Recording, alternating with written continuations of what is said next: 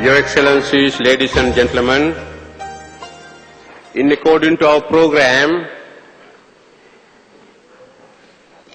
congratulatory messages to be presented here now.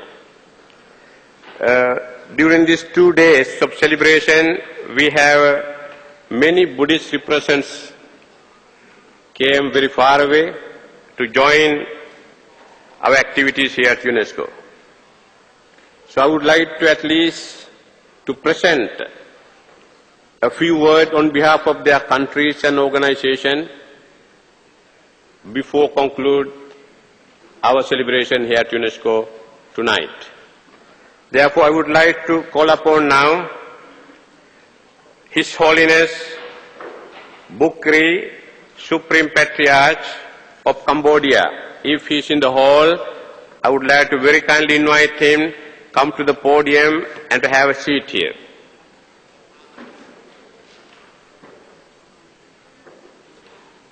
Next, I would like to call upon Mr. Palap Tayeri, Secretary General, World Fellowship of Buddhist Headquarters, Bangkok, Thailand.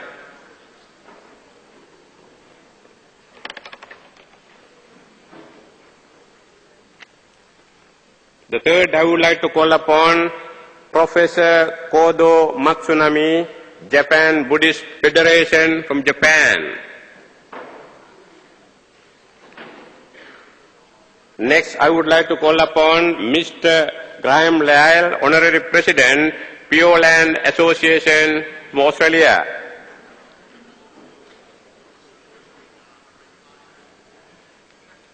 Next, I would like to call upon Mr. S. Asakawa, President, Inner Tree Ryukai International from Japan. Next, I would like to call upon Most Venerable Mahasawai on behalf of the Rector of Mahachulankal Rajavidyalaya University of Thailand.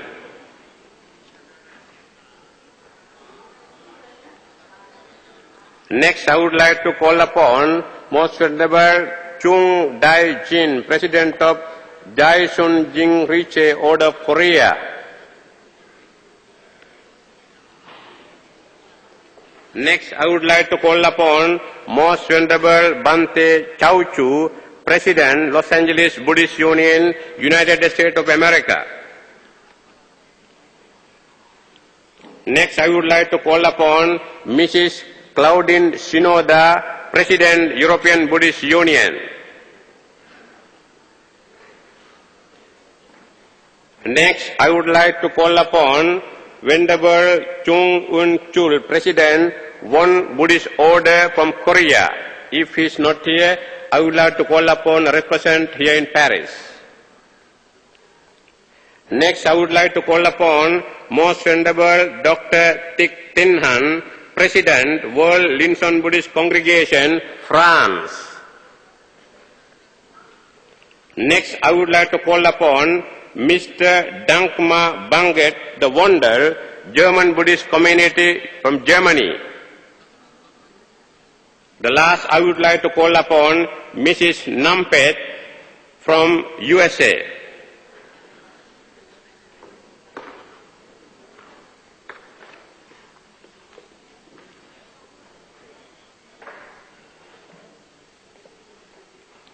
Who are missing here? 2 chairs are missing.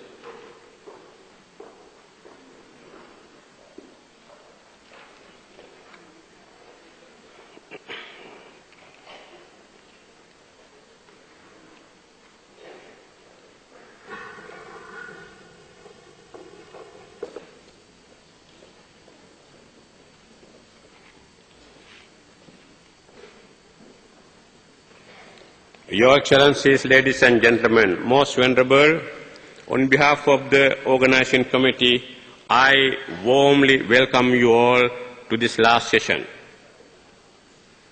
You are representing here not only as an individual a Buddhist representative, you are representing on behalf of your organization and your countries and your institution, and also after very short notice, you have decided to come to UNESCO and join with us to mark this historical event in this organization and at UNESCO in Paris. So it is a great honor for me to welcome you all. But I have to ask you something. I very humbly request you, it is now 4 o'clock.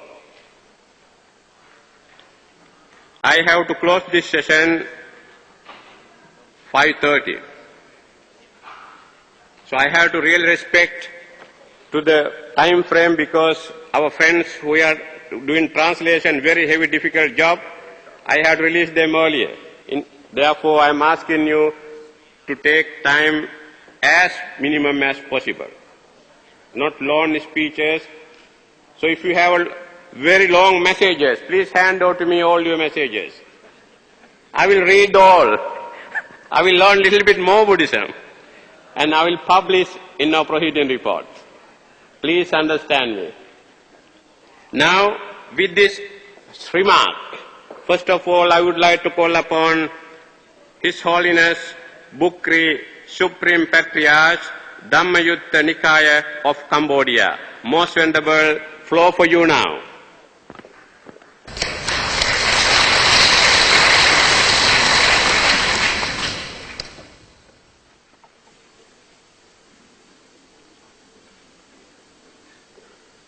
Buddhaṃ saranang gacchāmi, Dhammaṃ saranang gacchāmi, Sanghaṃ saranang gacchāmi. Très vénérable, Monsieur le Président, Excellences, Mesdames, Mesdemoiselles, Messieurs, c'est pour moi un privilège et un plaisir tout particulier de m'adresser à cette prestigieuse assemblée. Quand nous sommes tous réunis ici pour accomplir la tâche la plus importante qui puisse incomber à des éminents chefs religieux, leaders et érudits savants du monde bouddhiste, célébrer la naissance de notre maître vénéré.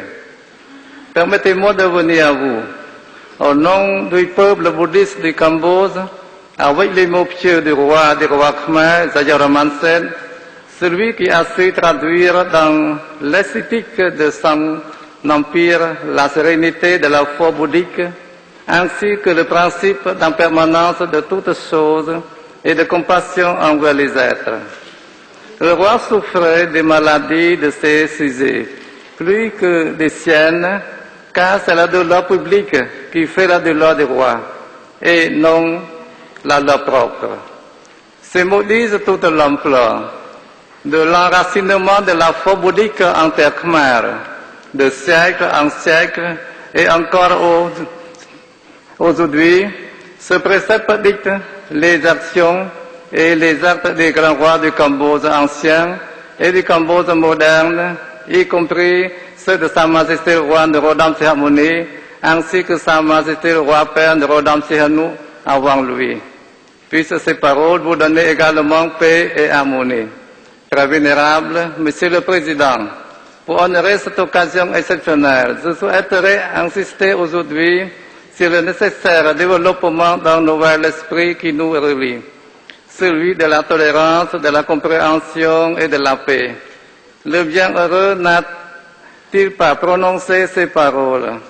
Apya Pachang Sukhang Loke, Panaputesu Sanyamo, s'abstenir de faire du mal et causer du tort à tous les êtres vivants, procure le bonheur dans le monde.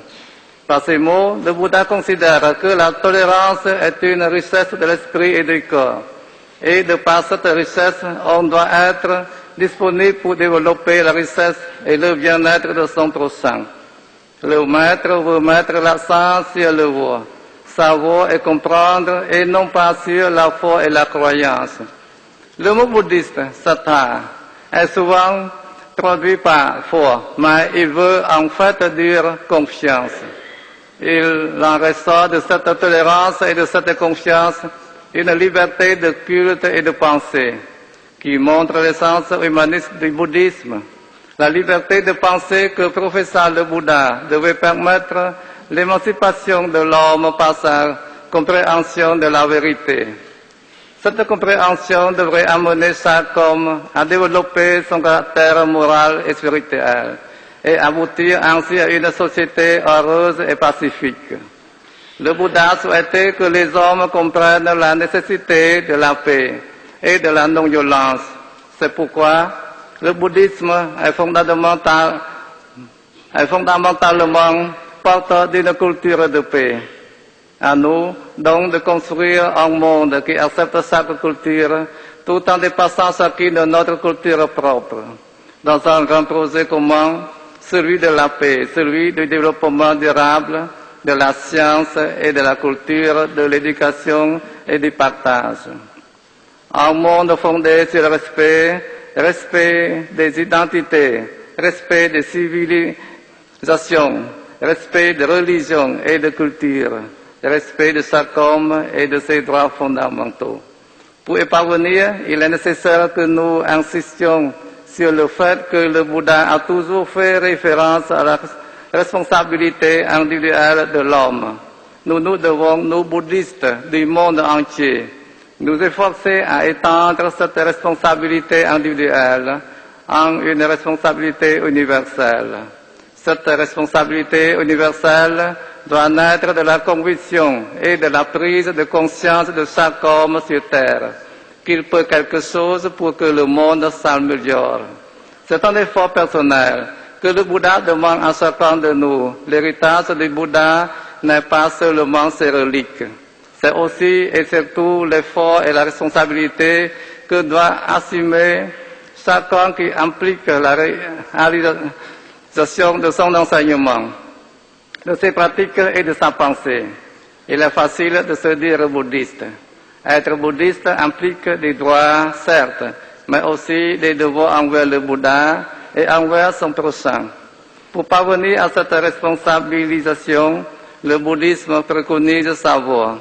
C'est d'abord connaître notre être intérieur, pour prendre conscience de nos propres actes et de nos propres négligences.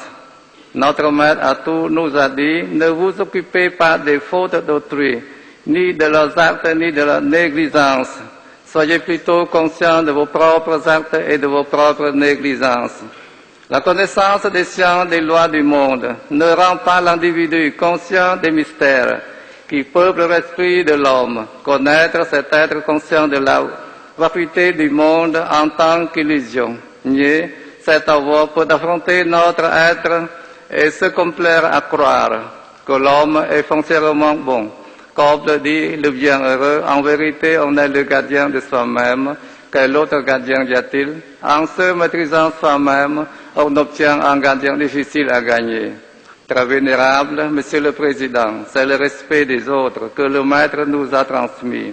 C'est en faisant attention à ce que l'exclusion et la tolérance ne pénètrent pas dans notre maison bouddhiste qu'ensuite l'amour et la paix s'installeront tout naturellement dans le corps des bouddhistes et des autres. Comme le Bouddha avant nous, le bouddhisme doit montrer l'exemple aussi bien au-delà de sa sphère qu'au sein de son clergé et parmi ses pratiquants. Si nous voulons que le XXIe siècle soit le siècle où l'enseignement du bienheureux apparaîtra comme un nouvel esprit vivifiant, le bouddhisme ne doit pas rester en retrait. Par sa pensée, sans entrave et sans préjugés, et ce doit être dans le premier rôle parce que dans ses fondements, il porte l'essentiel pour faire naître ce nouvel esprit. Nous devons porter haut cet héritage. Je vous remercie pour votre attention.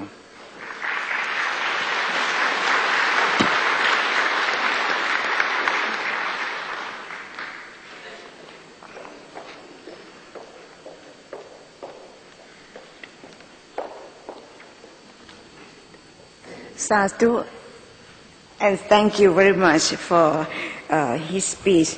Now, I guess one verse is very useful for all of us. We have to overcome ourselves before we overcome others. Thank you very much. His Holiness Burkwa Patriarch Cambodia. Now may I call upon Mr. Panrop Thai Ari, Secretary General World Fellowships University, Headquarters, Thailand. You have the floor, please.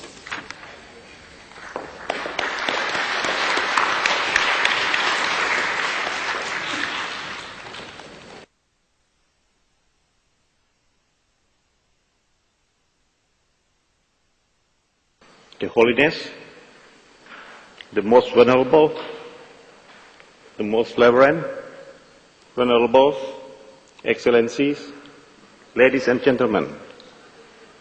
It is my great pleasure and high honor to be able to express my warmest congratulations to the celebration of the 2550th anniversary of the Buddha at the UNESCO headquarters in Paris from the 7th to the 9th October.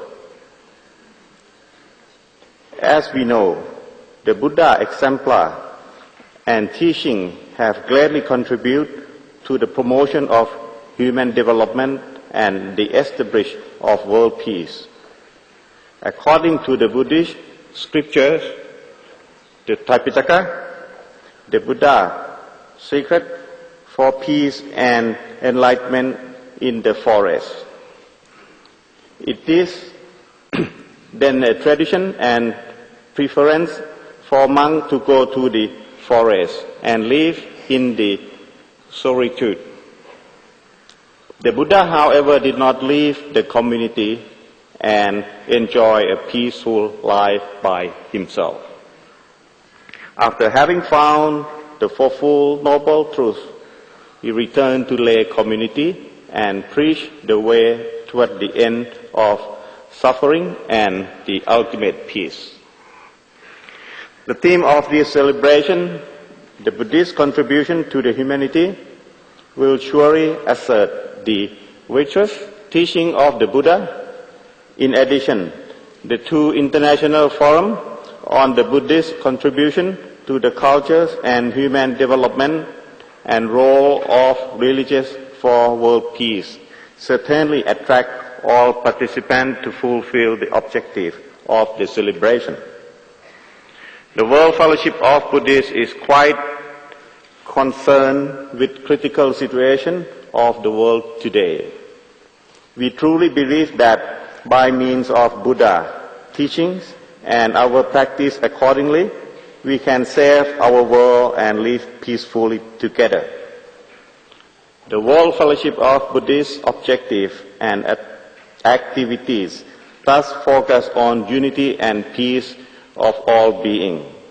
For example, some of our resolutions adopted in our 22nd General Conference in Malaysia in Buddhist Era 2549 resolved that the United Nations Human Rights Day, December the 10th, be observed by Buddhists as Universal Days of Compassion, and that Vesak Day to be observed as World Meditation Days.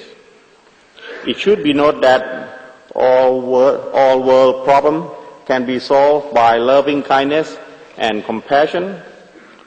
Those who always treat themselves and others with loving kindness and compassion certainly live in peaceful happiness and can even attain Nibbana in this life, and assert to some passages of the Dhammapada as follows.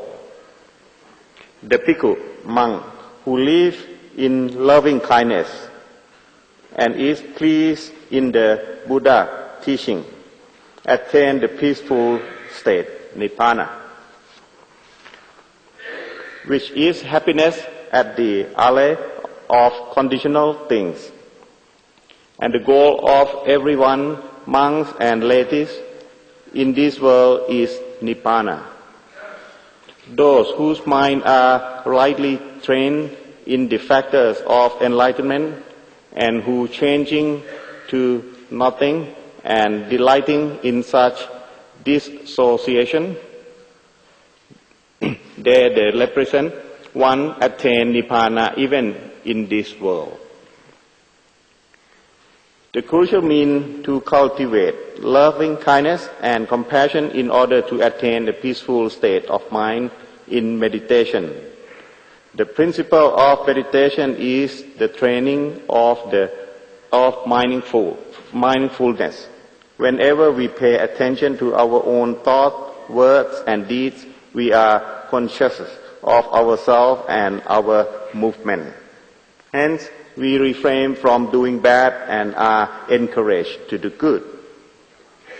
There are many places in Thailand which offer free course in meditation to Thai and foreigners. For example, the meditation teaching at the Nong Pa Pong Monastery in Ubon Ratchathani province and the meditation lectures and trained at the World Fellowship of Buddhist headquarters are well known to the considerable numbers of meditators. Besides, in May and August these years, the World Buddhist Universities are an academic division of the World Fellowship of Buddhists, successfully complete its meditation project in 4 provinces of Thailand in order to promote meditation training among local Thai people. Buddhadasana Bhikkhu, an eminent Thai monk and one of the world's great personalities as recognized by UNESCO, once gave a lecture on the subject, "Till the World is with Peace," assert that peace should be fulfilled through quality peacemaker. For example, peacemakers should be unselfish and altruistic, realizing that all people are compassionate in the process of birth, old age, sickness, and death. They should try to cooperate with others in order to establish a peace and loving society. The host organizations and the organizing committee who undertake the project of this celebration truly deserve and great commendation from all of us. The plenary session and the forum which aim to raise awareness on the Buddha and Buddhism in the international community and to contribute peace and development in the world will inspire all participants to work for the best result. On this auspicious occasion, I wish the celebration of the 2550th anniversary of the Buddha and the forum all success. Thank you.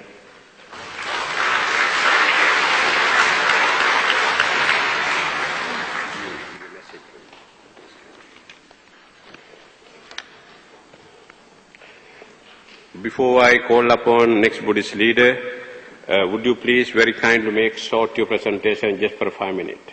Otherwise we can't finish this session. Please bear with me. I would like to call upon next Reverend Professor Kodo Matsunami, Japan Buddhist Federation, Japan. Please welcome him.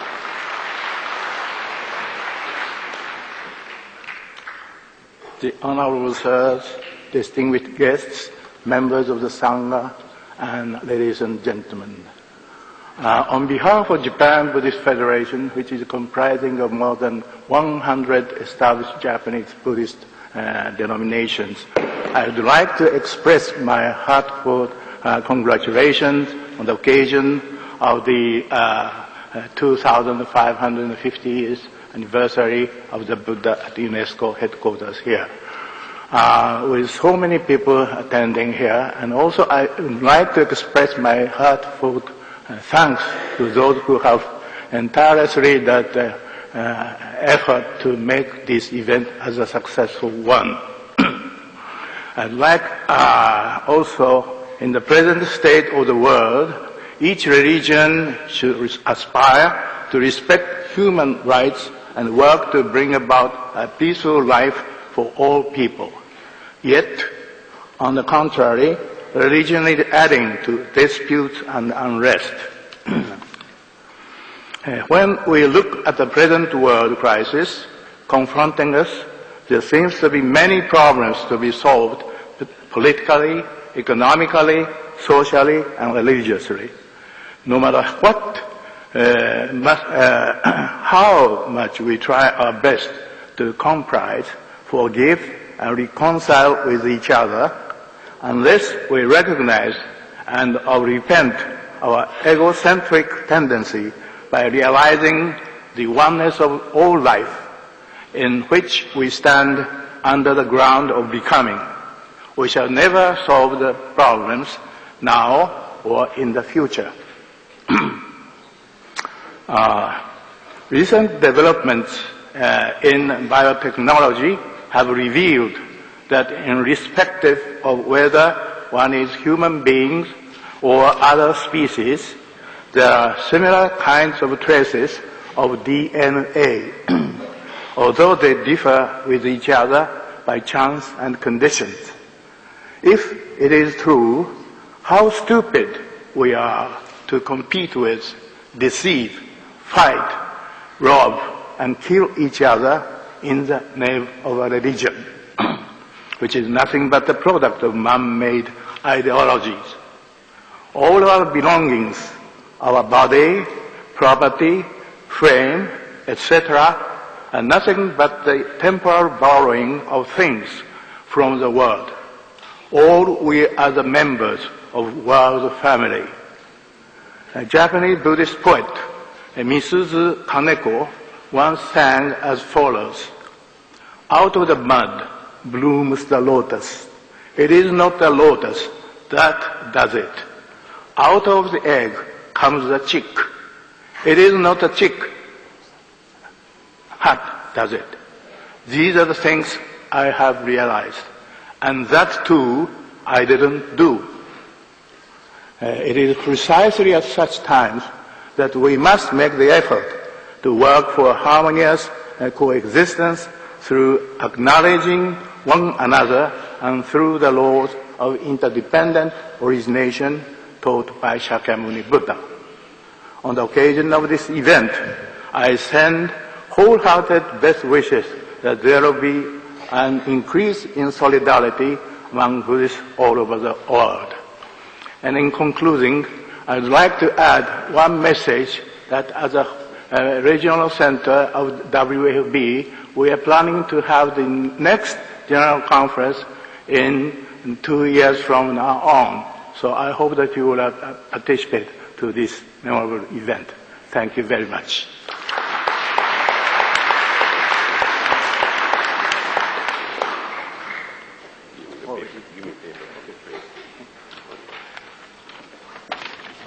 Thank you very much, Reverend Professor Kodo Matsunami. So I will call upon now Mr. Graham Lal. He is Executive Board Member of World Fellowship of Buddhists and also Honorary President of Pure Land Association in Australia. Mr. Graham Lal.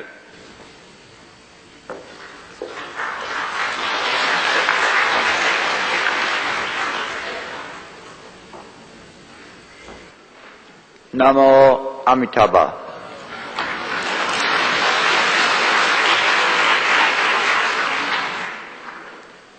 Most Venerables, Excellencies, distinguished guests, friends in the Dharma.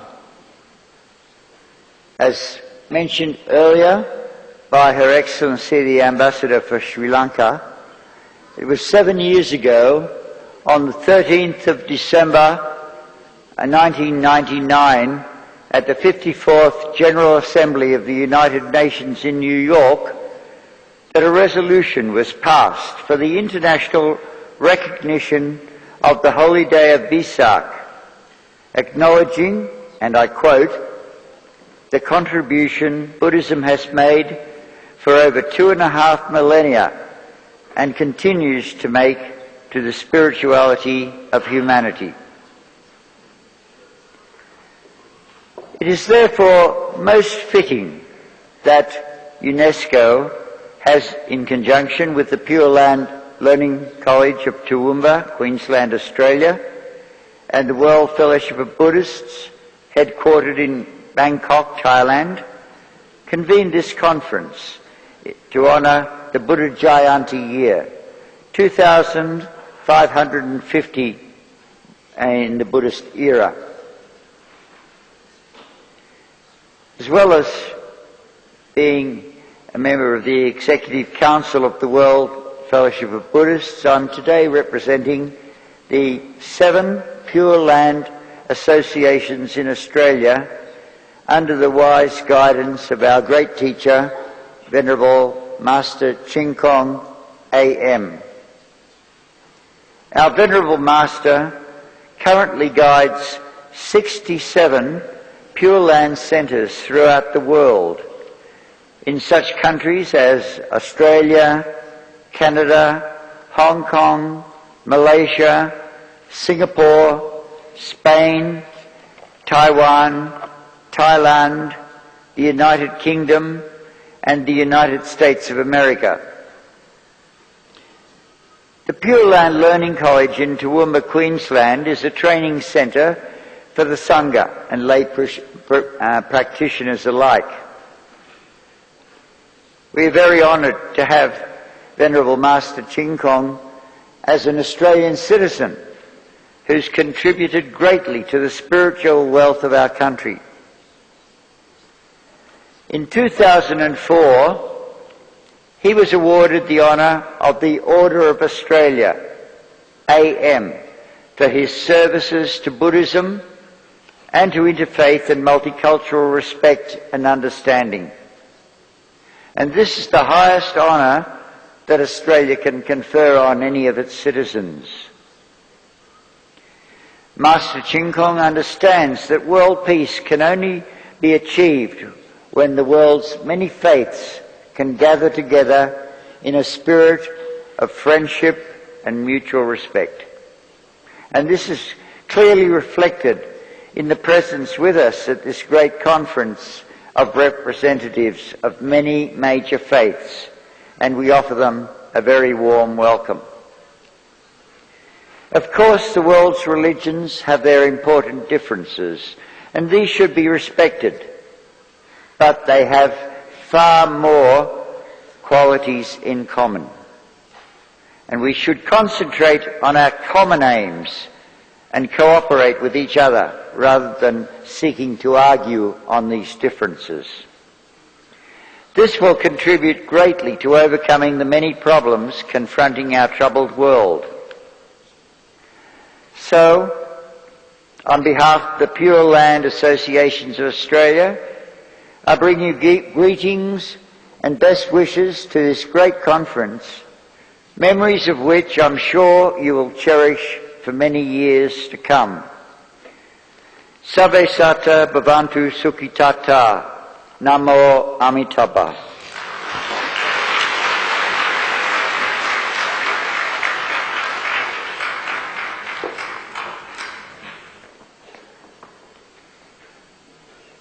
Thank you very much, Mr. Gramlad.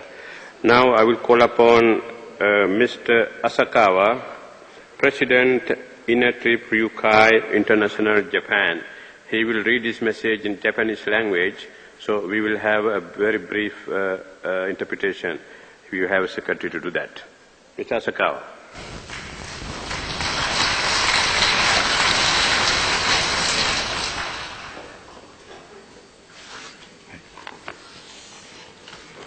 皆さんこんにちは。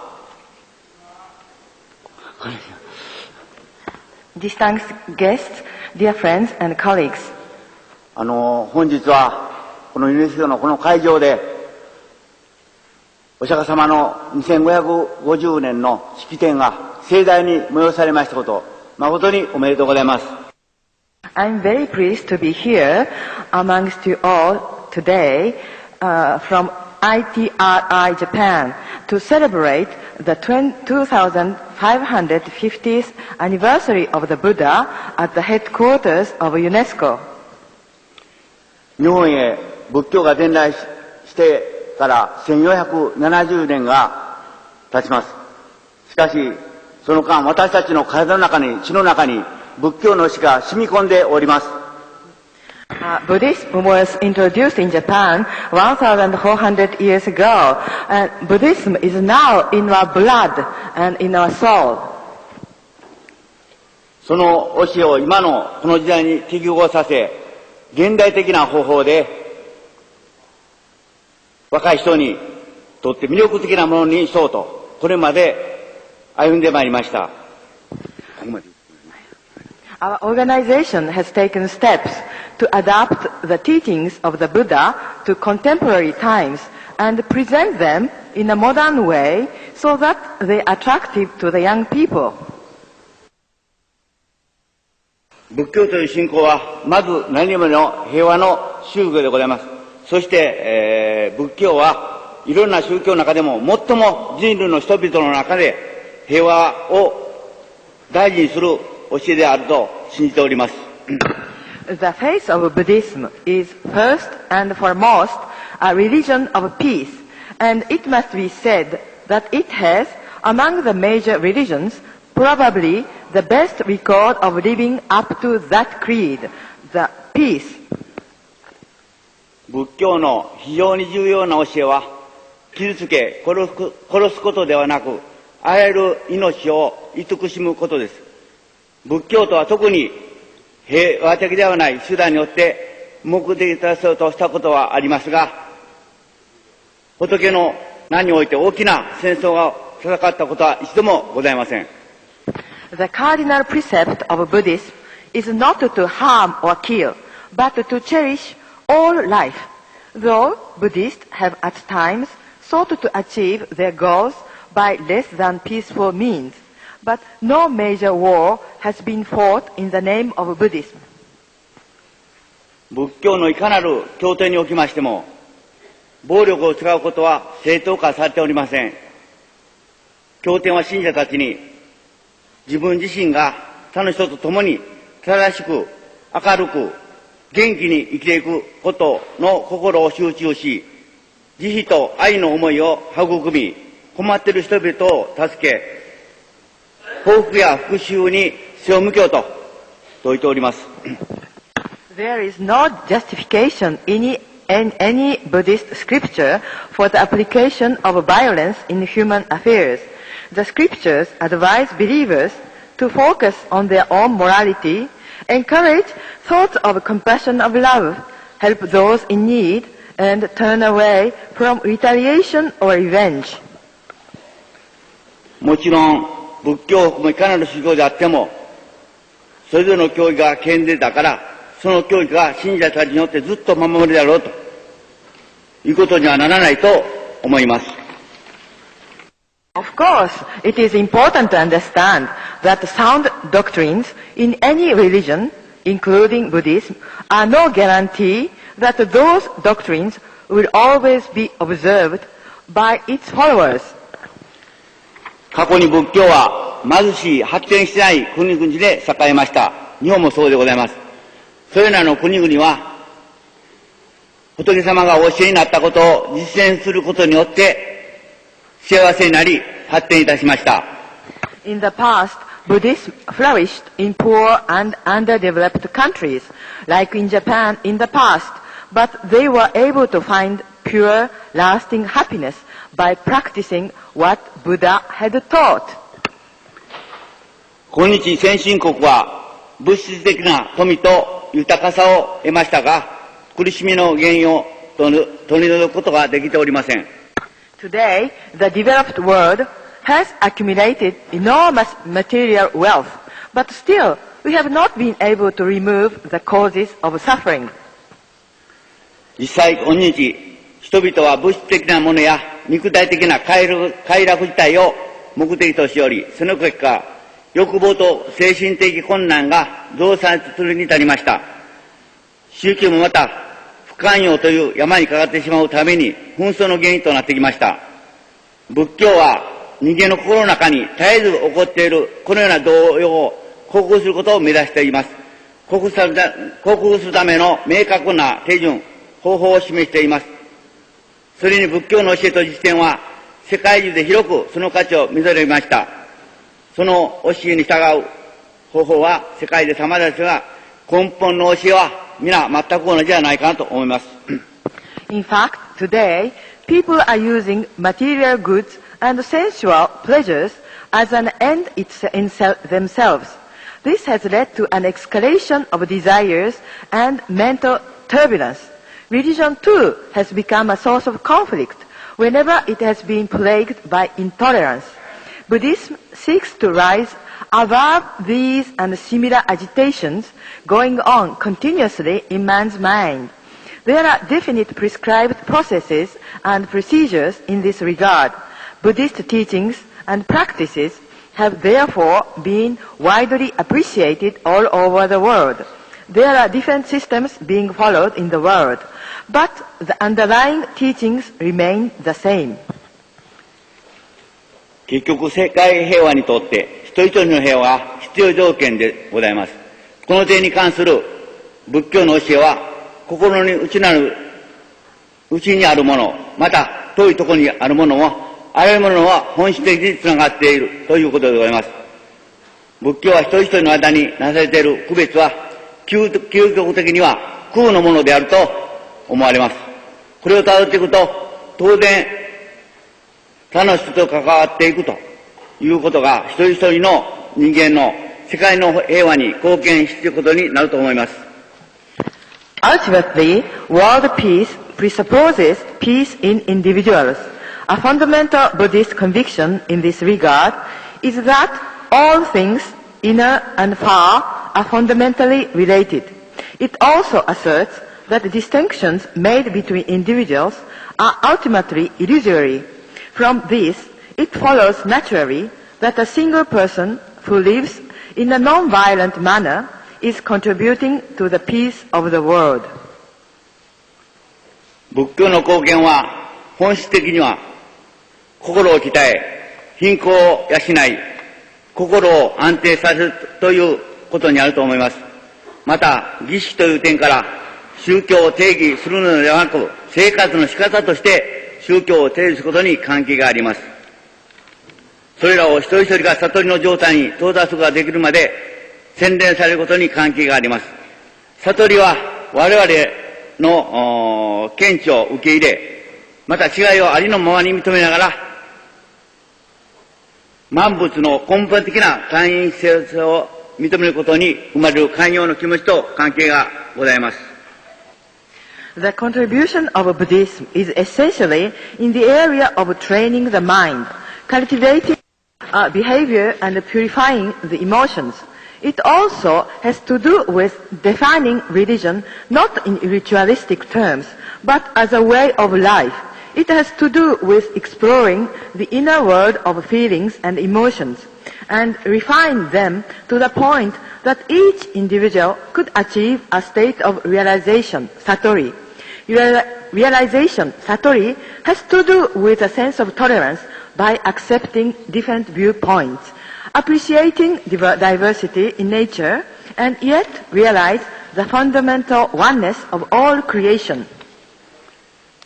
仏陀は私たちに苦しみを認めることをお教えになり、そして苦しみの原因になっている原因について詳しく説明されました。次の二つのことを認めなければ私たちは決して苦しみを乗れることができないと仏様は言われました。一つは苦しみは五感の感覚とともに発生すること。言い換えると、もし私たちが感情に合わせると苦しみが生まれるということでございます。もう一つは苦しみを感じなければ私たちは何も苦しまないということでございます。The Buddha taught us to observe suffering and explained in detail about the causes of suffering. He said that without observing these two, we can never stop the flow of misery. Suffering arises with the sensations. If we react to sensations, then suffering arises. If we do not react, we do not suffer anything. However unpleasant a sensation may be, if we don't react with aversion, you can smile with equanimity, because you understand that all of this is impermanent, and it is then that the whole habit pattern of the mind starts to change at the deepest level. 仏教を実践していくと、人々はあらゆる種類の不純な心、怒り、熱情、恐れ、利己心などが逃れ始めます。時が経つうちにその変化は非常にはっきりしたものになってきます。これらの現状は実践と体験を通じて人間の考えや行動を変えることができますが、それにはこれらの原理の理解が必要でございます。この理解がより広範なものであればあるほど、その結果、平和の必要性をより一層よく認識することになります。心の動揺、復讐、そして流血の原因は人間が反応するという習性なのでございます。Through the practice of Buddhism and its meditation techniques, people start to come out of all kinds of impurities of the mind: anger, passion, fear, ego, and so on. Over a period of time, the change becomes very evident. These principles, when practiced, can change human thinking and behavior merely by understanding them. And the more widespread understanding this can be, this naturally would lead to that much better appreciation of the need for peace. Because peace is essentially about cultivating the virtue of non-reaction. It is a human habit of reaction that leads to agitation, revenge, conflict, and bloodshed. 世界の60億の人々のうち、若い人がその4分の1を占めており、その 86% は発展途上国に住んでおります。その多くが貧しくて多くの問題を抱えております。Young people represent 1/4 of the world's 6 billion people, of which 86% live in developing countries, and most of them are very poor. 例えば若者の精神的側面の発達の欠如は双方に共通して見られます。それ私たちは今日の若い人々のためにより良い未来を作り出すためのミレニアム開発目標を持っていますが、さらに若い人々にとっての精神的な発展目標も持つ必要があることでございましょう。So while without social and economic transformation, elimination of social unrest and violence is not possible. Still, the basic handicap of both the advanced world and the developing world can be said to be somewhat similar in some ways, like the lack of development of a spiritual dimension, for instance. So while we have Millennium Development Goals to create a better future for today's young people, similarly, we need spiritual development goals for the young people in this regard. ITRI の私たちは、仏教の教えは人間の生活を変える計り知れない可能性を持っていると信じております。私たちの指導者、恩師、久保角太郎先生は、人間の精神的発展のために様々な局面と、個々の人々の内的生命の成長の必要性を伝え広めました。非常に卓越した改革者でございました。私たちは人の持つ価値を効果的にお伝えしていくための教材や教授技術の開発を続けております。それが学校の教授内容やカリキュラムに取り入れられる必要があると考えております。とりわけこの分野におけるユネスコの活動に深い称賛の念を抱いており、この教育という分野でユネスコと一緒に活動することを楽しみにしております。We at ITRI believe in Buddhist teachings, enormous potential to change human lives. Our founder, a great master, the late Kakutaro Kubo, was an eminent social reformer who propagated the different aspects of human spiritual development and the need for an individual's inner growth.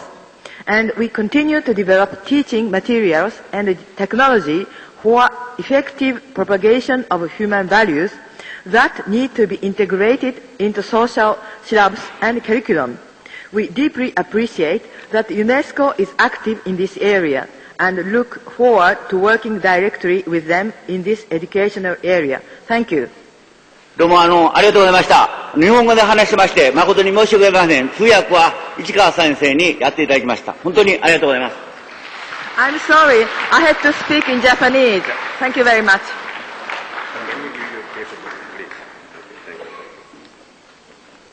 Thank you very much, Mr. Asakawa, your long message.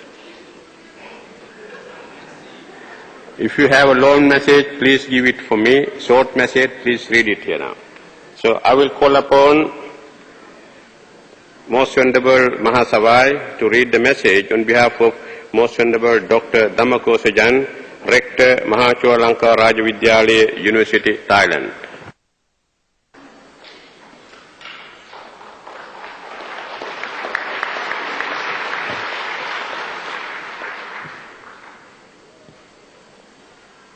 Namo Buddhaya.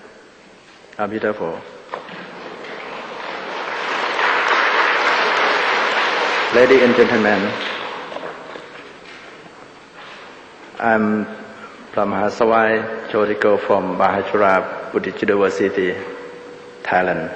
On behalf of our rector, Willis Messet, it is an auspicious occasion that the World Fellowship of the Buddhists enjoy collaboration with the permanent delegate of Thailand to UNESCO. Buddhist members, the two UNESCO, World Buddhist University and Pure Land Learning College of Australia, have celebrated the 2550th anniversary of the pathway of the Buddha in order to raise awareness of the important teaching of the Buddha on merchant loving kindness and forbearance amongst humankind for the sake of peace and happiness in society, and to comply with the General Assembly of the United Nations Resolution in 1999, or BE 2542, that the Day of the Vesak should be an internationally recognized and appropriate celebration be made at the United Nations headquarters and at the United Nations office. On behalf of the Mahachulalongkorn Rajavidyalaya University, Thailand, it gives me great pleasure to send you.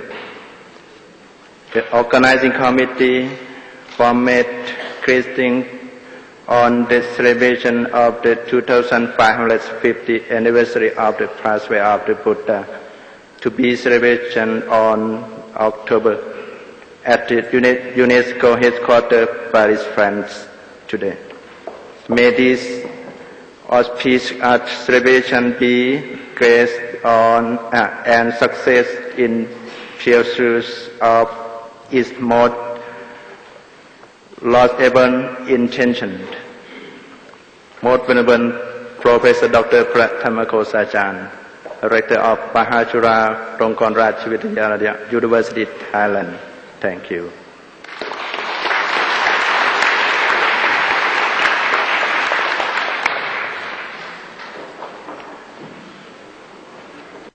Thank you very well, Venerable Mahasawai.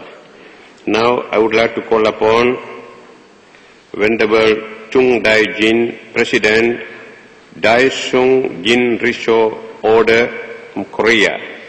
Play for you now.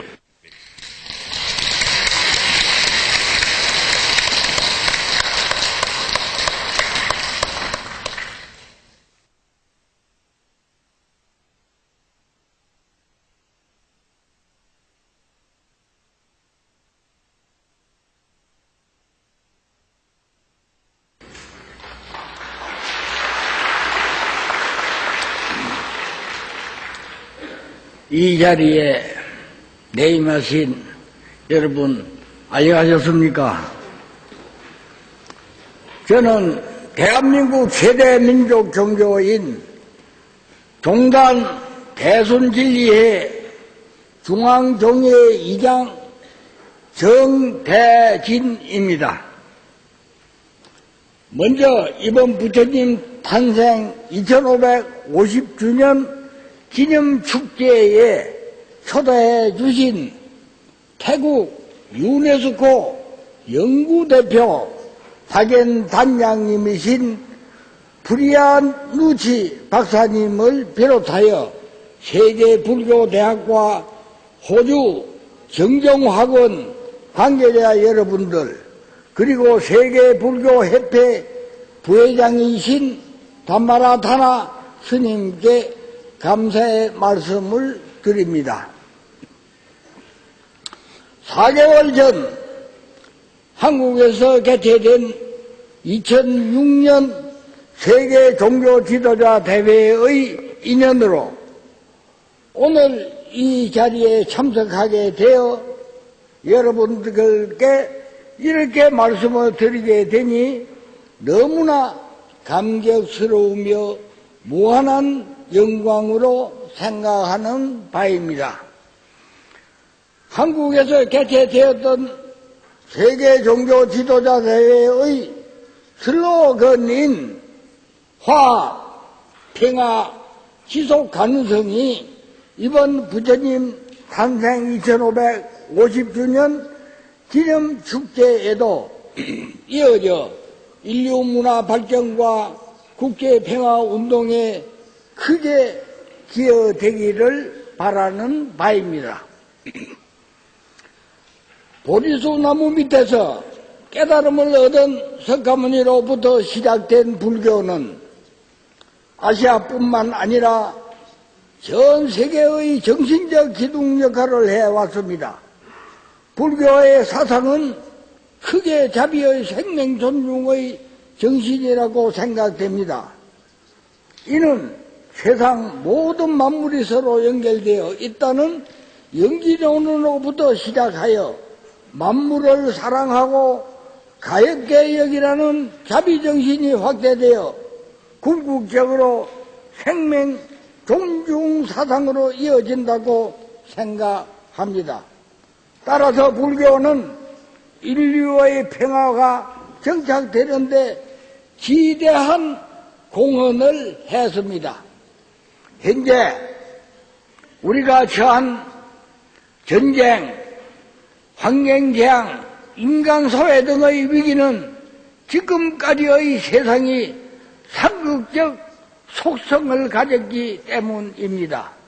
상극은 서로를 해하려는 것으로 이 상극적 기운으로 인해 인간은 욕심, 자만심, 시기, 질투, 음해 등으로 수많은 원을 만들었고 인류는 오늘날과 같은 상황에 맞이했습니다.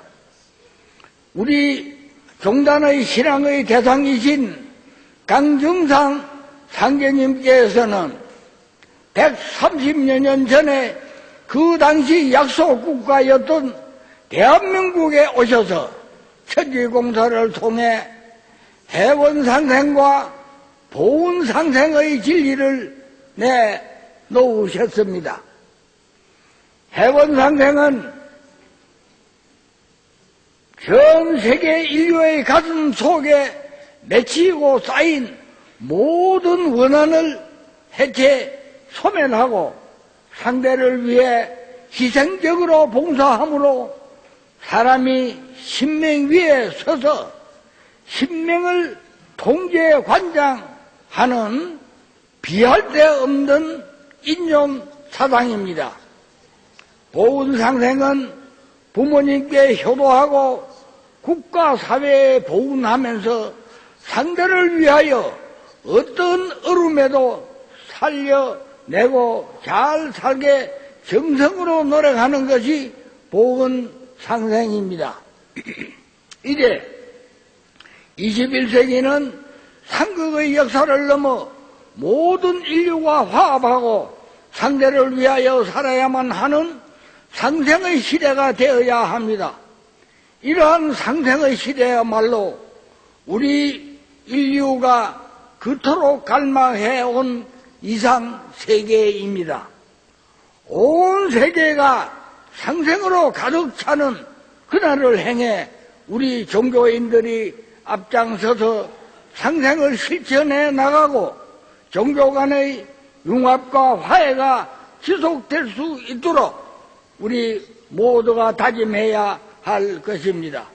끝으로 이렇게 뜻깊은 자리를 만들어주신 대회 관계자 여러분들과 멀리서 대회를 위해 오신 여러분들께 진심으로 감사의 말씀을 드립니다. 감사합니다.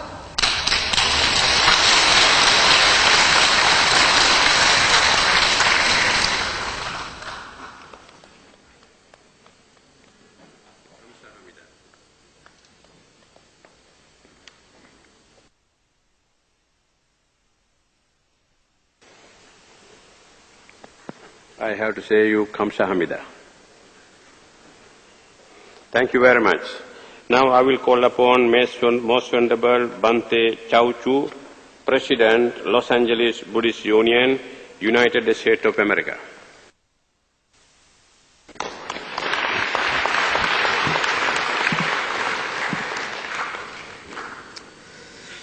Two-way 法师，诸位贵宾，大家好。Well, to save time, let me read in English. Distinguished guests, brothers and sisters. First of all, I would like to thank the organizing committee for inviting me to participate in this very important and timely event. My special thanks to the Pure Land Learning College of Australia for initiating this conference, as well as the financial and other assistance they have provided to facilitate this meaningful gathering. The subject of sustainable development of world peace has been addressed by politicians, scholars, and religious leaders all over the world. The topic is on the minds of many people, but do we know how to address the subject of peace and, more importantly, how to promote it? I encourage all of us to work together to find ways to bring peace into our world. Peace is not just the absence of war. It has a far deeper definition that is important for us to understand. Peace is not only the result of discussion.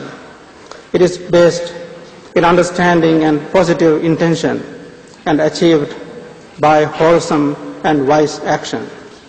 It is not simply the prayers from books or the agreements on papers that are going to give us peace. We must develop an understanding of the causes of why we do not have peace. Let me repeat that. Why we do not have peace.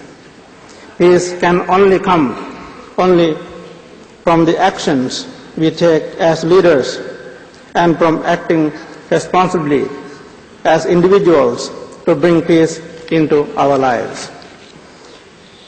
We can bring the process of waging peace by first developing inner peace as individuals and, as the Buddhist teachings shows us, use ourselves as examples or how to live harmoniously with each other. We can then nourish the process of peace by working together. As responsible people, let us find the cause of our own inner violence and change our own minds to promote peace, first within ourselves and then to help others understand and develop familial, communal, and world peace. Buddhist teaching teaches us to take responsibility to train our minds. We live the path towards peace. We all have the ability to influence the quality of our own minds. We can cultivate within ourselves and virtues ourselves and the virtues of openness, compassion, mutual understanding, and serenity.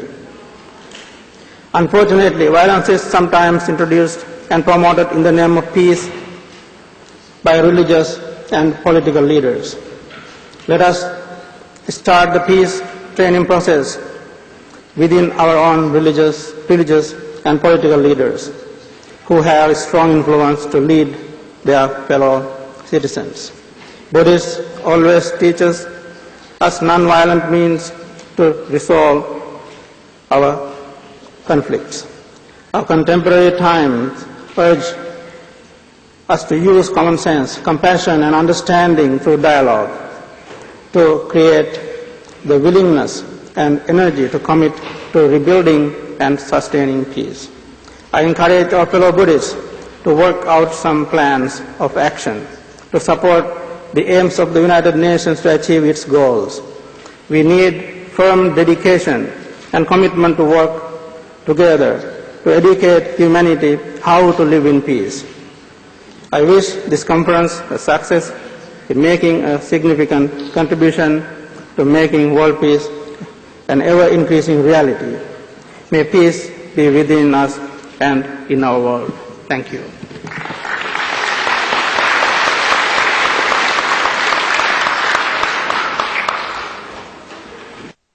Thank you very much, Most Venerable Bhante Chauchu. Now I would like to call upon Mr. Toyoda to read on behalf of Most Venerable Kakuhan Enami, President, Japan Buddhist Conference. Mr. Toyoda, floor for you now.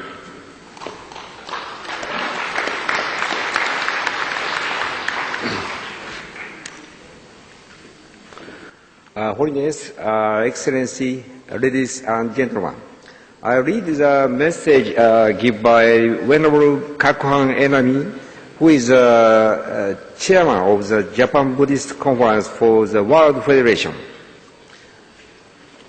Japanese World Buddhist Federation is engaged in continuous endeavor to build bridges for world peace. Buddhists from Japan are working to promote an environment in which all people of the global community can believe with conviction that human beings are one. Saving an individual leads to saving all the human beings. Unless an individual is saved, all the human beings cannot be saved completely.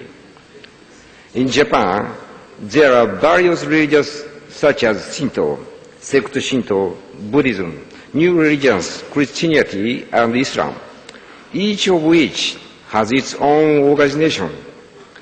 The representative of these religions organize the Japan Religious Committee for the World Federation, believing that all religions have the same goal in common. They meet occasionally and pray and work possibility for peace together. We firmly believe in the concept of the dependent origination. It essentially means the spiritual oneness of all human beings. If we can collectively feel in this way, only then can we have lasting peace in the world. Everyone knows that we must not wage war. All human beings know this. People are against war. No one against war. Nevertheless, we haven't managed to abolish war until now. Why is this the case? It is so because we have not managed to build a system in the world in which we will not or we can't wage war. We in Japan are trying to take certain initiatives to develop and promote an ultimate system to prevent war. The Asian people share admiration for nature and sensitivity towards human consciousness as an ideal to be cherished. Buddhism has been the common link between many Asian countries. This also underlies the fundamental unity of thinking and the expression of the Asian people. It is spiritual consciousness which binds the Asian countries together. If we can begin with the concept of Asia being one, a concept which was promoted by Okakura Tenshin, a famous Japanese writer and thinker, we would have made a significant achievement. We wish this conference all success and hope it will achieve its objective of presenting a concrete roadmap for global peace. Kakuhan Enami, Chairman, the Japan Buddhist Conference for the World Federation. Thank you very much.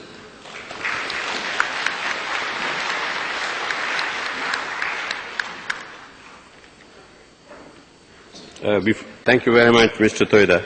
Before I call upon next speaker, I would like to invite Maha Upasika Nek Bunta. Just I heard he is coming from Cambodia in this hall. If she is here, would you please come and take a seat here in this stage. So next I would like to invite Mrs. Claudine Shinoda, President, European Buddhist Union.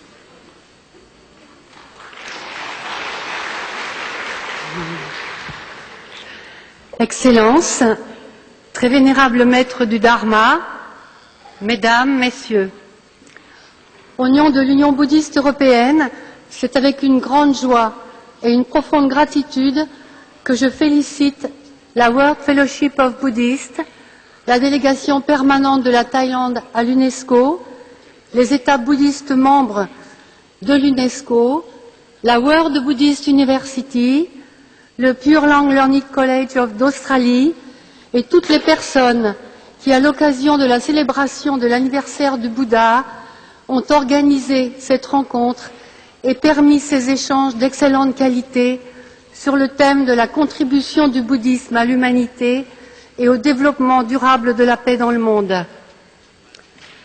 Je les remercie aussi de m'avoir offert cet espace de parole, me permettant ainsi de présenter l'Union bouddhiste européenne, créée en 1975 afin d'être le support du développement du Dharma en Europe. Je profite aussi de cette occasion pour rendre hommage au Dr Ananda Goluge, qui a toujours été un fervent supporter et qui est en quelque sorte notre patron. La motivation principale de l'Union bouddhiste européenne est de contribuer à la fraternité et d'encourager la coopération entre tous les bouddhistes d'Europe, de leur permettre de travailler en harmonie, en synergie, de favoriser le développement de relations amicales entre les organisations bouddhistes et par là même la coopération sur des sujets d'intérêt commun. L'Union bouddhiste européenne regroupe donc, outre la plupart des unions nationales des pays européens, les principales traditions bouddhistes présentes en Europe sous forme de réseaux, ainsi que des centres bouddhistes indépendants. Afin d'évaluer l'importance et la nécessité d'un tel projet en Europe, il me semble important de rappeler l'histoire séculaire qui a conduit à l'édification de l'Europe telle que nous la connaissons aujourd'hui. Une histoire brillante et riche, assurément, mise en œuvre par des hommes et des femmes de bonne volonté, envers qui va toute ma gratitude. Mais une histoire douloureuse aussi, car l'Europe est depuis des siècles le terrain perpétuel de rivalité et de guerre. D'où l'importance, dans l'optique de la réalisation d'une paix durable en Europe, de la diffusion du message de sagesse et de bienveillance du Bouddha, basé sur l'interdépendance et la compassion. Car seul cet enseignement non violent et profondément tolérant permet de dissoudre au fond de nos cœurs le poison de l'ignorance et de la haine. Une Europe multiple, multiplicité des sociétés et des cultures, et diversité aussi des traditions bouddhistes. Car le bouddhisme, en raison de son approche pragmatique du cheminement spirituel, s'est développé en Asie sous forme de nombreuses traditions. On retrouve cette même variété en Europe, dans un petit continent, car les maîtres spirituels de la plupart des organisations bouddhistes présentes en Europe sont d'origine asiatique. Consciente de ce morcellement, l'Union bouddhiste européenne a choisi comme devise l'unité dans la diversité, car elle vise à protéger cette source féconde et riche, due à une grande diversité, tout en préservant le sens unique du message du Bouddha, vivant dans toutes ses traditions et transmis de manière diverse, suivant les êtres, les circonstances et les conditions. Peut-être est-il utile de préciser, même si cela semble aller de soi, que naturellement, l'Union bouddhiste européenne se considère elle-même comme une sangha, plus que comme une organisation, et que ses membres sont toutes des personnes et des maîtres dévoués au Dharma et œuvrant pour le Dharma. Et pour pratiquer nous-mêmes, avoir véritablement nous-mêmes une pratique de l'harmonie et de la paix, nous avons décidé, pour toutes les décisions à prendre, le principe du consensus, ce qui nous amène à dépasser de manière, pendant toutes nos réunions, la limite de notre ego et de nos opinions. Tel est le sol fertile que nous nous efforçons de construire d'année en année au moyen de rencontres, de congrès internationaux, comme celui réalisé ici même à l'UNESCO en l'an 2000. La rencontre annuelle des enseignants bouddhistes en Europe, réalisée sous l'égide de l'Union bouddhiste européenne, permet aussi un échange extrêmement fécond et dynamique sur les enseignements fondamentaux du bouddhisme et favorise l'émergence d'un bouddhisme européen.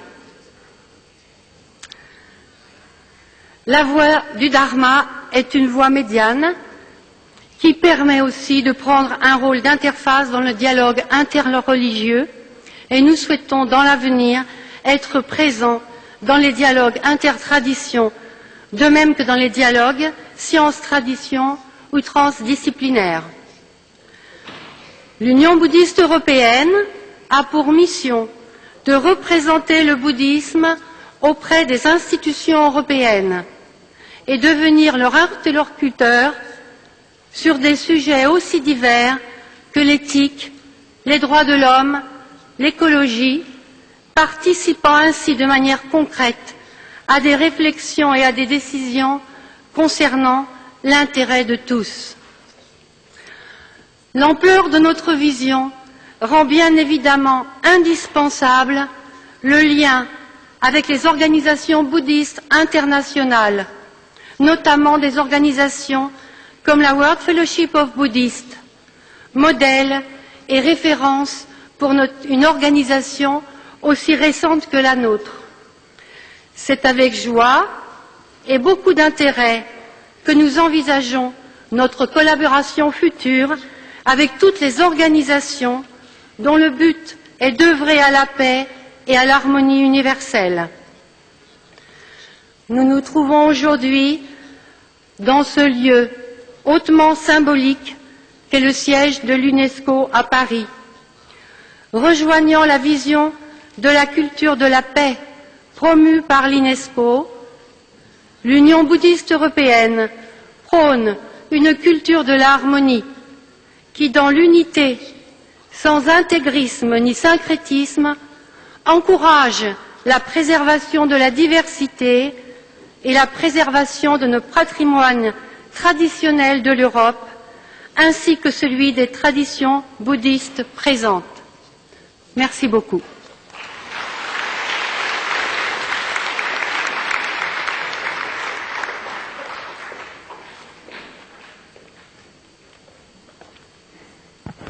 Merci beaucoup, Madame Claudine Shinoda, votre message en tant que présidente Union Bouddhiste Européenne. Merci. We have next, to close this session, 30 minutes. Within 30 minutes I have to close this session because our friends who are doing our interpretation, I can't make it extend more. So we have another at least 6 people to talk. I am asking to present within 5 minutes. Please try to bear with me. Now I would like to call upon Reverend Kim to read the message on behalf of Most Venerable Chang Un Chul, President, Won Buddhist Order, Korea.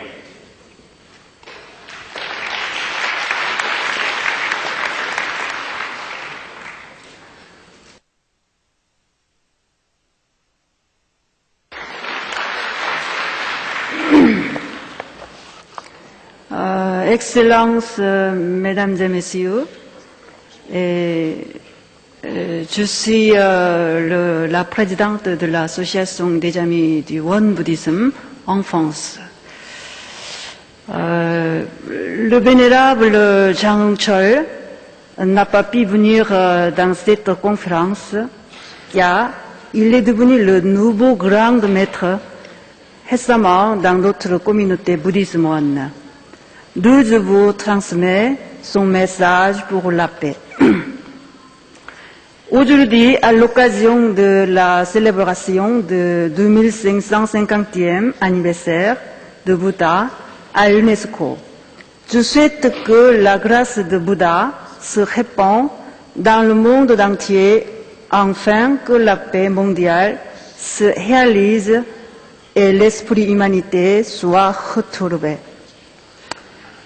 Je voudrais vous dire sur la proposition de paix mondiale du bouddhisme Won. Le bouddhisme Won n'est pas limité seulement à une nation ou à une race.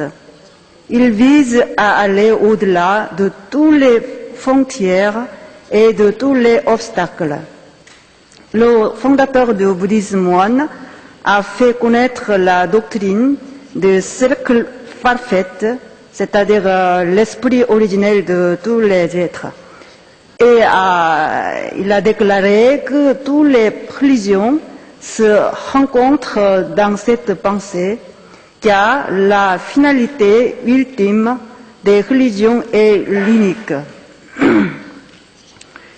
Zhongshan, il est premier successeur du bouddhisme Won, enseigne la moralité du Samdong, c'est-à-dire la moralité basée sur les trois principes d'identité.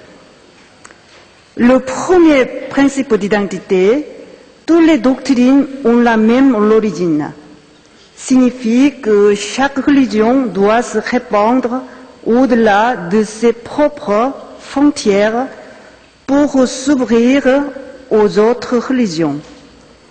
Car toutes les religions partagent une seule vérité et le même but. Le deuxième principe d'identité, tous les hommes sont liés par la même force. Suggère que tous les hommes doivent vivre comme des frères, libérés des combats et des ressentiments, car tous les êtres humains forment une même famille.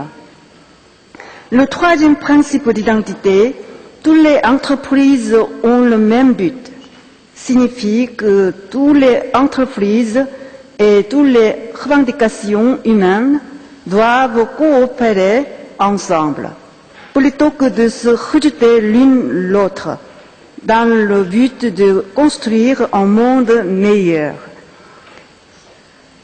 L'esprit de moralité du Samdong de Zhongshan est complété par les propositions de Taishan. Taishan, il était 12e successeur du bouddhisme Won. Pour la paix du monde, autrement dit, le développement de la culture, du marché mondial et l'union des religions.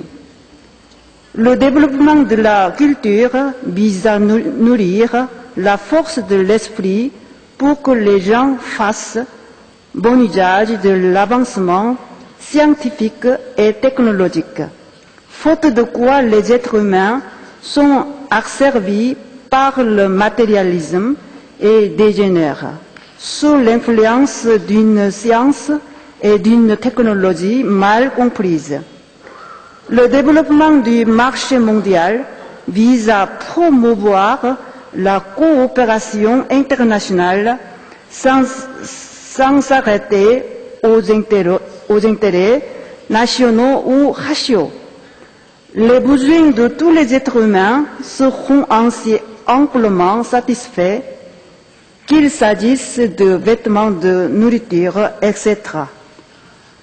Le mouvement pour l'unité religieuse vise à se libérer de l'égoïsme et de la fermeture de chaque religion et à accomplir la mission essentielle de la religion, Pour avancer dans ce but de coopération religieuse, la communauté bouddhiste One propose d'établir une organisation internationale pour la collaboration entre les différentes religions.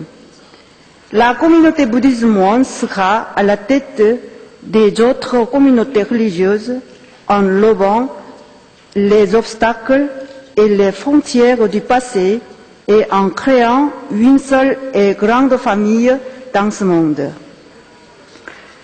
Je suis très honorée d'adresser le message de félicitations dans cette conférence à l'occasion du 2550e anniversaire du Bouddha. Je remercie à tous et à tous qui ont organisé cet événement pour le développement de l'humanité et la paix dans le monde. Mesdames et Messieurs vénérables, le Président et la communauté d'organisation, j'aimerais encore féliciter de cette grande conférence et des organisateurs. Merci.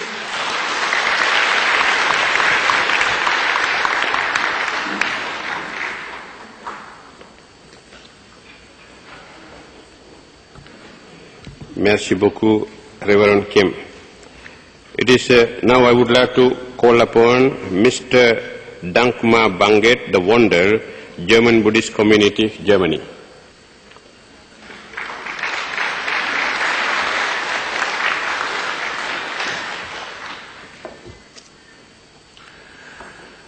Most Venerables, Your Excellencies, ladies and gentlemen, it is a great honor to be invited to this wonderful celebration of the 2550th anniversary of the Buddha here at UNESCO headquarters. On behalf of Buddhists in Germany belonging to all major traditions of Triana Buddhism, I would like to offer our congratulations on the present grand event, which can, without exaggeration, be considered historic. 50 years ago, truly memorable Buddha Jayanti celebrations in many parts of Asia caused numerous people in all parts of the world, including Europe, to take a keen interest in the Buddha's message of peace, non-violence, compassion, tolerance, and wisdom. Now, 50 years later, it is a matter of great joy to see that the Buddha Dharma has taken root in Europe, notably in France. Technological progress in itself is no bad thing, but materialistic thought in its train becoming rampant at the expense of the world's religio-cultural heritage is a most detrimental development. May all of us be inspired by celebrations such as the present Buddha Jayanti Jubilee to renewed spiritual and cultural orientation with determination and enthusiasm. I wish to express my sincere thanks to the organizing committee for their indefatigable effort in making possible this event to highlight the Buddhist contribution to humanity. On behalf of German Buddhists, I would like to express my sincere gratitude to all members of the host organizations, namely the World Fellowship of Buddhists, the World Buddhist University, and the Pure Land Learning College of Australia. May the deliberations of this 3 days meeting go a long way towards working out the world's burning problems in the light of the Buddha's teachings of wisdom, compassion. Please accept my sincere congratulations on your noble efforts to promote peace in the world. Thank you very much.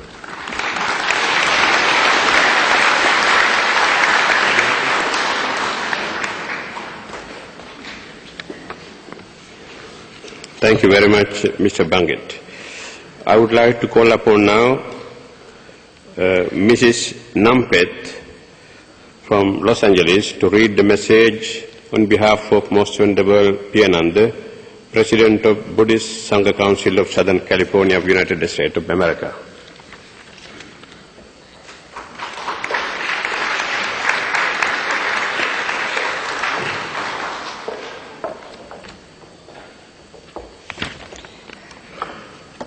Hello, my name is Nampet, and the first thing I'd like to ask venerables and ladies and gentlemen, is to please use my 5 minutes with your permission, with asking you all to stand up just for 1 minute because it's been a long afternoon. So please stand up. Everyone, please stand up. And stand up mindfully as we've been listening all afternoon. And please take 3 deep breaths in and out, just to give ourselves a moment of mindful breathing. Thank you.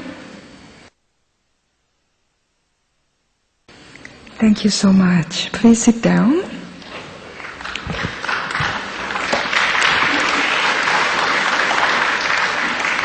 My name is Nampet Panishpan Michelson.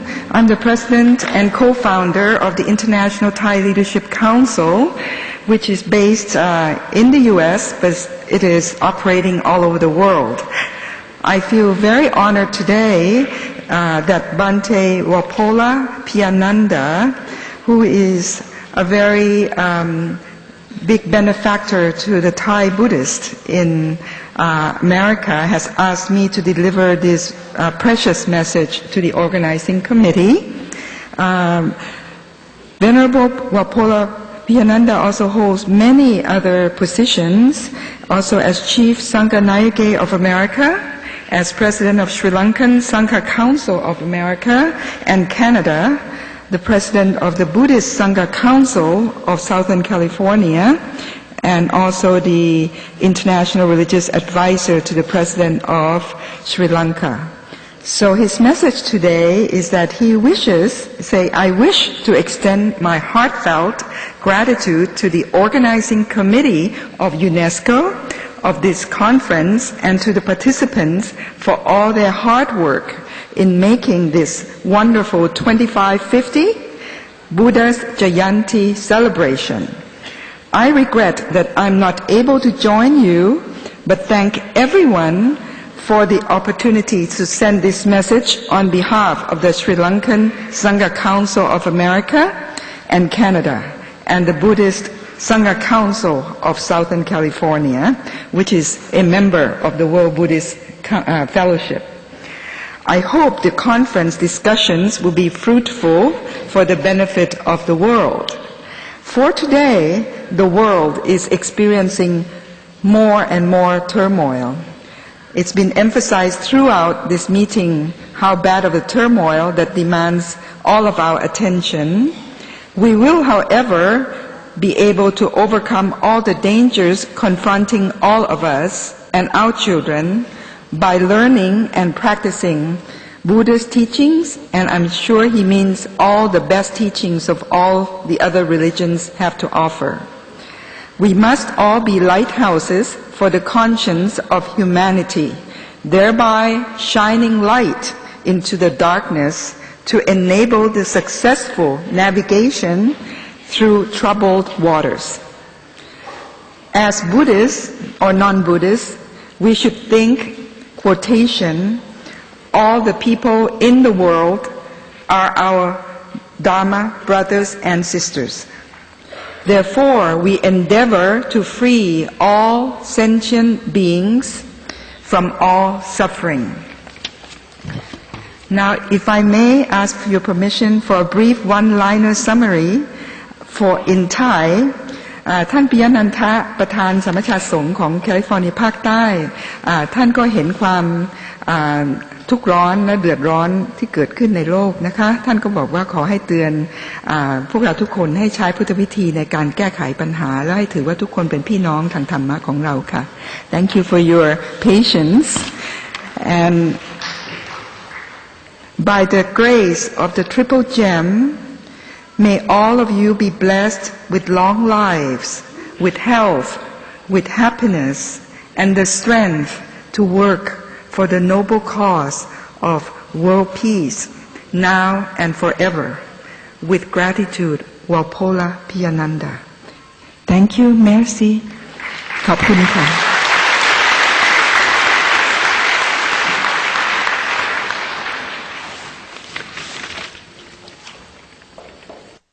Thank you very much, Madam Nampet. I would like to ask our friends in the interpretation cabin to be patient with us in the 15 minutes. 15 we will adjourn this session. I would like to call upon now Venerable Thich Thich Lin to read the message of Most Venerable Dr. Thich Thich Han, President of the World Linson Buddhist Congregation in France.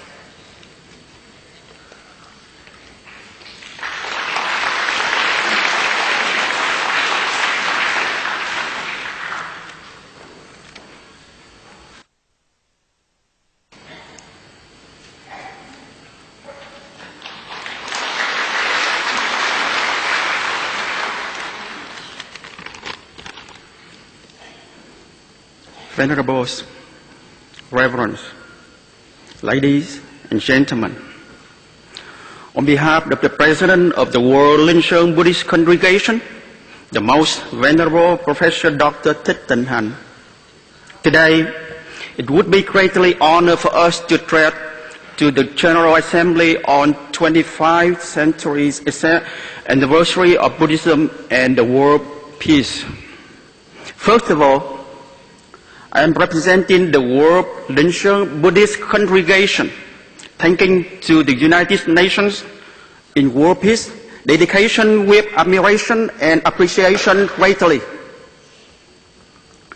Buddhism has begun in earth for more than 2,500 years, with its compassion and wisdom to have become the result safely for humans without wars. It's urgently necessary to have Buddhism to be transmitted to save our world crisis. The Buddha teachings has been gathered several times in scripture are the peaceful principle to mankind. Peace must be no harmful action in place. Peace mean no revenge. By applying revenge method, peace will never succeed. Instead, compassion would be a right solution.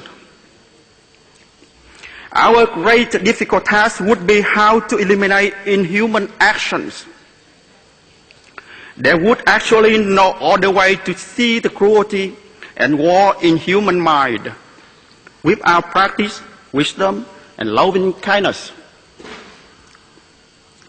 The humankind would rather to determine its wholesome deeds or unwholesome deeds. The world peace would completely depend upon the human mind. To discuss the world's crisis is to find the path to transform our human mind. It would be essential to human in peace by practicing our potential understanding, perseverance, and compassion. With the need to have the peace, many organizations have been created. However, the result seems to be not yet optimistic. Their great effort is really admirable. Moreover, if they have learned and practice Buddhism, the expected result would be much higher. It's time for the Buddhist organization to be united so that Buddhism having chance to develop its opportunity to help the world peace. After the two world wars, the war-related damage to man and the probably horrible disaster, the superhuman had united to establish the United Nations. From that time to today, humans avoid wars and doubtful mistrust.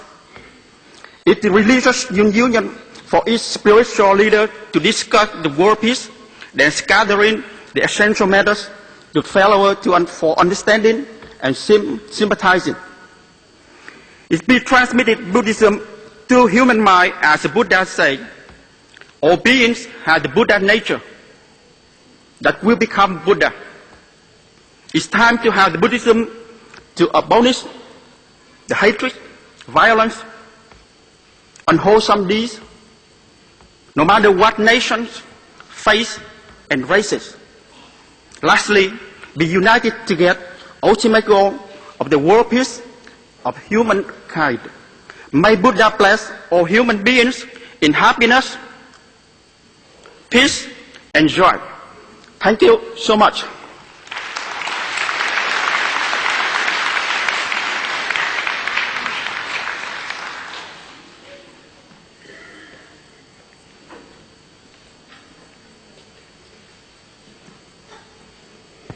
We arrived to anyhow conclude our session. Yes, nearly 5:30 now. Thank you very much, Venerable Tiktelin. The last speaker to be present a congratulatory message from Cambodia, Mahaupasika Bunta.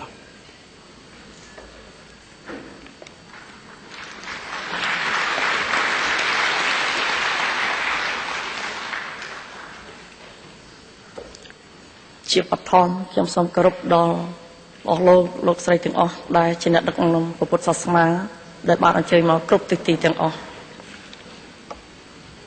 Most reverend, respected all Buddhist leaders, distinguished guests, ladies and gentlemen. ដោយសុខភាពរបស់ខ្ញុំមិនសូវល្អសូមទោសឬសម្លេងមិនសូវពីរោះទេ I'm very sorry that today I'm not so well. That's why my sound is not so good. ខ្ញុំសូមអបអរសាទរចំពោះខួបលើកទី2550ដែលសន្និបាតបានលើកឡើងនេះហើយបានប្រមូលផ្ដុំនៅការយល់ដឹងអំពីព្រះពុទ្ធសាសនា And I'm very happy and very honored to bless this conference that the organizing committee tried to invite all the Buddhists from all over the world to join this conference for the welfare of the world peace.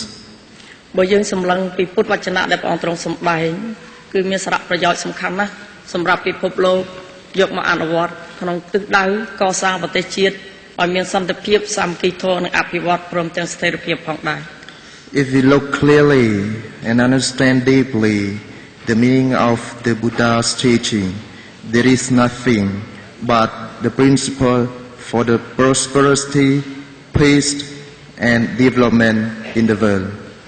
មនុស្សលោកទាំងអស់អ្នកណាក៏ចង់បានសេចក្តីសុខដែរខ្លាចទុក្ខលំបាកខ្លាចប្រោះប្រាស់គ្រប់បែបយ៉ាងប៉ុន្តែកាលបើយើងសិក្សាពីធម៌របស់ព្រះជាម្ចាស់ព្រះអង្គបានសម្ដែងអំពីហេតុដែលមានសេចក្តីសុខហើយហេតុដែលមានសេចក្តីសុខនោះគឺផ្ដើមចេញពីសេចក្តីសុខក្នុងផ្ទាល់ខ្លួនរបស់យើងហើយយើងនឹងផ្ដល់សេចក្តីសុខនេះទៅដល់អ្នកដទៃព្រមទាំងសង្គមនិងមនុស្សជាតិផងដែរ Each and every one of us is afraid of suffering and we always want to end the suffering, but the Buddha said that everything in the world have cause and effect.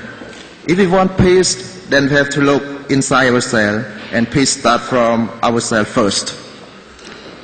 កាលបើយើងរួមចំណែកដើម្បីកសាងពិភពលោកឲ្យបានសុខសន្តិភាពនោះផ្ដើមចេញពីចិត្តរបស់យើងទាំងអស់គ្នាដែលអប់រំនៅក្នុងសិលសមាធិបញ្ញាដែលជាគោលគ្រឹះមមរបស់ព្រះពុទ្ធសាសនាហើយត្រូវផ្សព្វផ្សាយគ្រឹះព្រះពុទ្ធសាសនានេះបានន័យថាផ្សព្វផ្សាយទូទាំងពិភពលោកទៅតាមវិជាបច្ចេកទេសទំនើបសពថ្ងៃនេះ My friends, the world peace is started from our mind. This is the Buddha's teaching. ការដែលយើងព្យាយាមសិក្សាក៏ដូចជាផ្សព្វផ្សាយពុទ្ធសាសនាដើម្បីឲ្យមានសុខសន្តិភាពក្នុងពិភពលោកព្រោះយើងឃើញថាសន្តិប្រទេសជាតិយើងសពថ្ងៃក៏ដូចជាពិភពលោកផងដែរកំពុងជួបប្រទះនៅវិបត្តិគ្រប់បែបយ៉ាងដោយសារតែខ្វះការអប់រំចិត្តស្ថិតនៅក្នុងភាពសិលធម៌មនុស្សធម៌ពោលគឺលះកិលេសតណ្ហាឧបាទានលះនៅមច្ឆរិយៈនិងសេចក្តីលោភលន់ហួសហេតុដែលបូកផ្សំជាមួយនឹងការប្រងប្រជែងផ្នែកសេដ្ឋកិច្ច Nowadays, our poor world has been plunged into a chaotic state and very badly affected by war, greedy, economic competition, hatred, delusion. And it is not difficult to understand why our world is full of suffering, because we have not yet trained our mind well. That's why the result is such. ដល់ពេលវេលាខ្លីយើងខ្ញុំសូមលើកឡើងនៅបញ្ហាមួយដែលយើងសង្កត់ធ្ងន់ក្នុងការសិក្សាស្វែងយល់ពីពុទ្ធសាសនាដោយយើងឃើញថាហេតុដែលនាំឲ្យមានទំនាស់គ្រប់បែបយ៉ាងមានវិបត្តិផ្សេងៗអាស្រ័យទៅលើយើងមិនបានរួមសាមគ្គីឲ្យបានល្អប្រសើរស្ថិតនៅក្នុងភាពសន្តិភាពផ្លូវចិត្តពិភពលោកសប្តាហ៍នេះកំពុងតែរងគ្រោះដោយការគំរាមកំហែងអំពីសង្គ្រាមផងភារវកម្មផងនិងបាតុភិបអសកម្មផ្សេងៗផង Because of time constraint, I would like to finalize my speech that the reasons that we face suffering and difficulties nowadays because of lacking the training of our mind. That is the theory. បើយើងឆ្លុះបញ្ចាំងទៅក្នុងពុទ្ធវចនៈព្រះអង្គទ្រង់សម្ដែងពុំមានឃើញភាពអាត្មានិយមជ្រុលនិយមឬមួយក៏ភាពមានអ្នកពិសេសនោះគឺភាពទំនាស់ឲ្យកើតមានឡើងនៅក្នុងសង្គមទេដូច្នេះការបើយើងខំព្យាយាមអប់រំខ្លួនឲ្យបានល្អសិក្សាប្រធមឲ្យបានល្អនោះផ្ដើមចិត្តមេត្តាករុណាសន្តោសដល់អ្នកដទៃបានន័យថាយើងផ្ដល់សេចក្តីសុខសន្តិភាពឲ្យពិភពលោកបានទាំងអស់គ្នា We always claim that we are Buddhist, but if we practice Buddhism based on our own desire, discriminations, hatred, so the Buddhism that we practice is not Buddhism of the Buddha, but Buddhism of ourselves. ព្រះពុទ្ធទ្រង់ឲ្យយើងផ្ដល់ផ្លូវកណ្ដាលគឺមជ្ឈិមមេបដិបទាមិនឆ្វេងពេកមិនស្ដាំពេកដែលធ្វើឲ្យយើងអាចមានមនោសញ្ចេតនាទំនាក់ទំនងគ្នានិងផ្ដល់យោបល់ឲ្យគ្នាដកពិសោធន៍គ្នាទៅវិញទៅមកក្នុងការរួមចំណែកជួយកសាងសន្តិភាពពិភពលោកក៏ដូចជាស្ថិរភាពនិងអនុវត្តពិភពលោកផងដែរ And the way to attain peace, all of you know that the Buddha preached 2,450 years ago, is nothing but the middle path.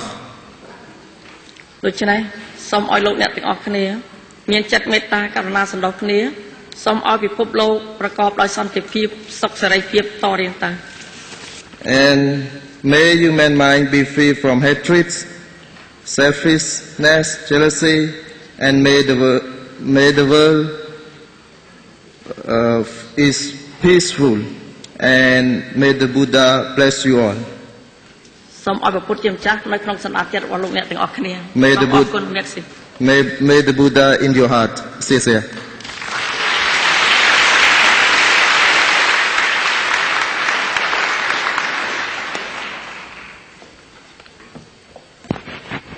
Your Excellencies, ladies and gentlemen, we came to conclude our last session in accordance with our program 5:30. It took just only 10 minutes. So I think our friends in the interpretation cabin, they will bear with us to have another 10 minutes more. Now I would like to announce you, in accordance to our program, to adjourn this very important historical event at UNESCO, we are going to have a prayer for world peace. Together, all Buddhist traditions who came to celebrate this event. After that, we are going to have vote of thanks, and officially we will adjourn this celebration. So before I invite to different Buddhist traditions together pray for world peace, I would like to ask these Buddhist leaders. We have 15 different Buddhist leaders gathered here this afternoon to present their solidarity and commitment to work together to the cause of Buddhism. Therefore, I would like to invite all those Buddhist leaders come together to have a souvenir picture to mark this historical event. Please.